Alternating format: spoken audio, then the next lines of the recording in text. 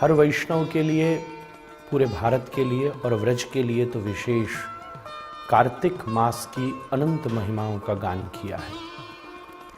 हमारी भक्ति की परंपरा में ऐसा कहते हैं, बड़ी बड़ी मीठी सी बात है कि इस समय भगवान की कृपा में सेल लग जाती है। जैसे दिवाली के टाइम में मार्केट में सेल लग जाती है ना, ऐसे ही इस समय सेल है कि बस भगवान को शाम के समय दिया जला दो और कुछ थोड़ी सी साधना, तुलसी की परिक्रमा कर लो तो ठाकुर जी प्रसन्न हो जाते हैं। वृंदावन भी उत्सवों से डूबा रहता है। तो कार्तिक की महिमा, जिसको दामोदर मास भी कहते हैं, यशोदा मैया ने भगवान श्री कृष्ण को वृक्ष से बांधा और उससे उनका नाम दामोदर पड़ा, वो लीला भी यही है। तो अनेक उत्सव इस कार्तिक मास में होते हैं। कार्तिक मास, इसका नाम भगवान कार्तिकेय से हुआ दक्षिण की परंपरा में, और बहुत स्थानों पर उसे इस रूप में मनाया जाता है, और यहाँ वृंदावन में भी उसे दामोदर रूप में मनाया जाता है। इसकी भी अपनी अपनी एक पक्ष है। इसमें सबसे महत्वपूर्ण विषय है भगवान के सामने दीप प्रज्वलित करना। ऐसा कहते हैं भैया कि हर सनातन धर्मी विशेष जो साधक है वो चातुर्मास्य को माने।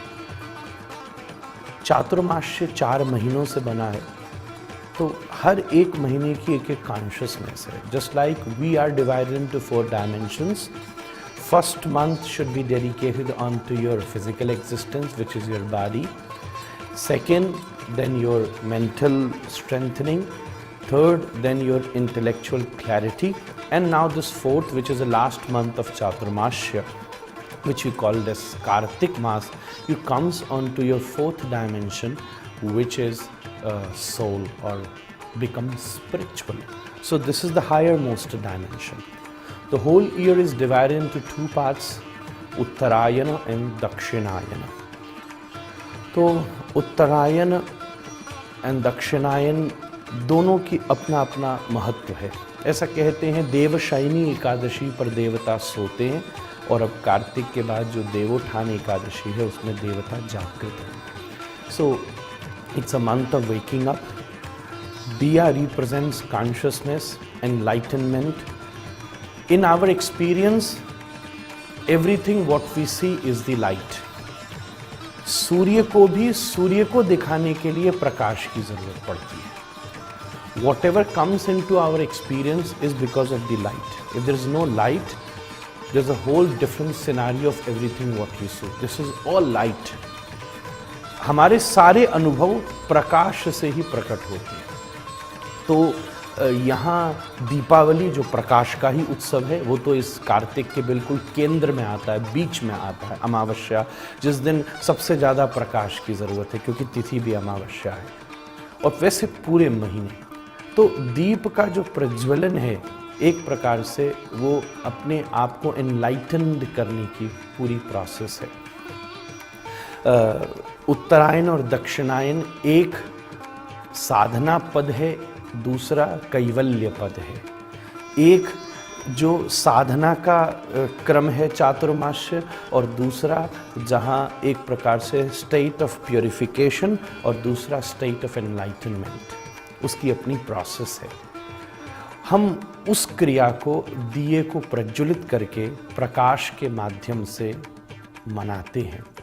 जब बाहर प्रकाश होगा तो प्रकाश का जलना, प्रकाश का ठहरना, प्रकाश को संभालना, इस सब की जिम्मेदारी हमें मिलती है, और वही रिस्पॉन्सिबिलिटी हमें अपने अंदर के दिए को प्रज्वलित करने की प्रेरणा देती है।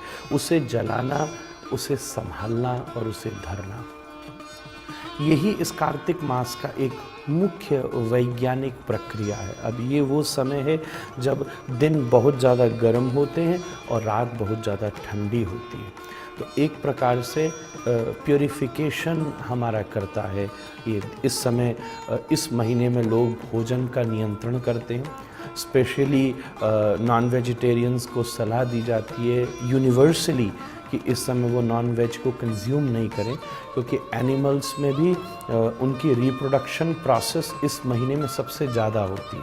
तो जब वो रिप्रोडक्टिव स्टेट पर होते हैं तो उनकी बॉडी में डिफरेंट टॉक्सिन्स होते हैं, और इस समय अगर कोई नॉन वेज कंज्यूम करता है तो वो सीवियर टॉक्सिन्स को कंज्यूम करता है। इसलिए इस महीने में भोजन को नियंत्रित किया जाता है।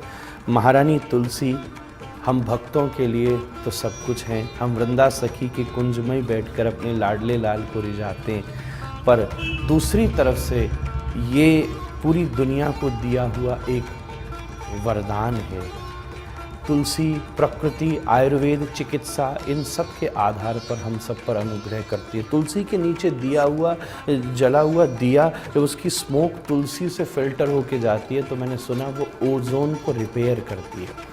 तो नित्य तुलसी जलानी चाहिए। कार्तिक तुलसी के नीचे दिया जलाना चाहिए। कार्तिक में तो विशेष इस जितने लोग हैं उन सबको हमें प्रज्वलित करना है। तो अगर इस पूरी दुनिया की जनसंख्या 7 अरब है तो मुझे लगता है कम से कम इस दुनिया में 7 अरब दिए जलने चाहिए। तो चलो इतने न भी जल सकें तो आप कम से कम एक अपने लिए जलाइए, एक अपने किसी व्यक्ति के लिए जलाइए, और एक उनके लिए जलाइए जो कभी जला नहीं सकते या जिन्होंने दिए जलाने की इस परंपरा को समझा ही नहीं। भारतीय विज्ञान में कुछ भी ऐसा नहीं है जो साइंटिफिक न हो, कुछ भी ऐसा नहीं है जो एनवायरमेंटल नहीं हो और हमें और प्रकृति को हमारे साथ सिंक न करता हो। ऐसी परंपरा को मैं प्रणाम करता हूँ। कार्तिक मास के नियमों को आप श्रेष्ठता से निभाइए। भोजन का नियंत्रण, जप का क्रम और जो भी आपने बना रखे हैं वो करें। सब भगवान की कृपा में सेल लगी है। कुछ भी नहीं कर सकते तो कम से कम शाम की वेला या सवेरे की वेला जब इच्छा हो एक दीप भगवान के सामने अवश्य प्रज्वलित करें। आपके तमसो माँ ज्योतिर्गमय, आपका जीवन ज्योतिर्मय हो, मेरी ऐसी प्रार्थना है। धन्यवाद।